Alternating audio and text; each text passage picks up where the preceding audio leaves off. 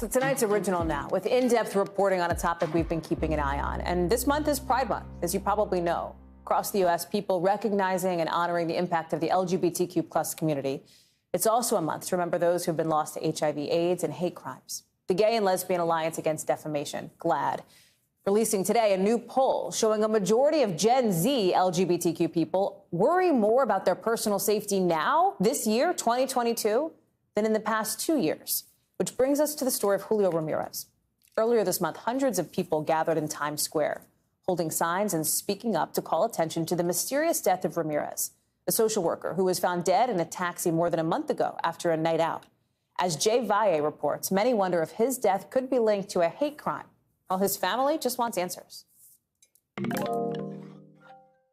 It has been nearly 9 weeks since the mysterious disappearance and death of Julio Ramirez, who was last seen leaving this popular Manhattan gay bar.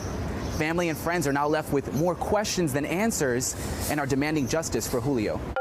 NYPD investigators say they have video surveillance of Julio Ramirez leaving the bar with 3 unidentified men, but the video has not been shown to the family or the public. According to police, Julio was found unresponsive in the back of a cab hours after leaving the bar. Julio's father says, "We want to see if anyone knows this person. Has anyone seen them? So they can contact the police or relatives to give information. What did those people do? Who are these people?" A police source told NBC News the initial cause of death was listed as a possible drug overdose. Julio's official cause and manner of death are pending further study, according to the medical examiner who told NBC News in an email that this could take at least a few weeks. Julio's family is left wondering who were the men who police say entered the taxi with Julio, and who is responsible for draining what they claim to be nearly $20,000 from his bank accounts in the days following his death. We need to know what happened. We were told that a secondary toxicology would come up with more results, which would have been 6 to 8 weeks from Julio's death. The medical examiner said Julio was initially identified as John Doe. The family says neither his wallet nor phone were with him when he died. He says, "I got a call from a medical examiner at Mount Sinai Hospital in Manhattan. They asked for me and they told me, 'Your son is dead,' just like that." Julio had just moved to New York City last year after obtaining a bachelor's degree and 2 master's degrees from the University at Buffalo. He had been living and working in Brooklyn's Bushwick neighborhood, where he was a bilingual mental health counselor. He was very lovable and smart. He completed 2 master's degrees at the same time. His goal was always to prepare, study, and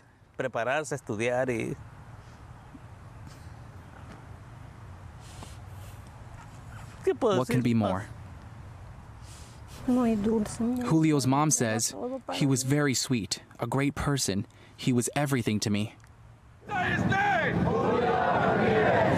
On June 8th, friends and community members gathered for a candlelight vigil and a moment of silence in memory of Ramirez. The turnout was incredible. The amount of support, it really showed me and showed his family that he was cared for, that his story touched a lot of people. And I think a lot of people there realized that they could have been Julio. After nearly 9 weeks, the family demands answers from the police. NBC News reached out to the NYPD Deputy Commissioner's Office of Public Information regarding the surveillance video. Their response, at this time, there is nothing further. She says, "I would like justice to be served and also for the medical examiner to give us an answer." Jay is joining us now. And Jay, it is heartbreaking, I think, to watch his family there and talking with them. Did you get the sense, it seems like it, that they think more could be done, that this investigation could actually go further? Absolutely. One thing that I sensed stepping into their home was the sense of devastation and heartbreak. And it yesterday actually marked 2 months since Julio's death, and there has not been an official autopsy report or official cause of death.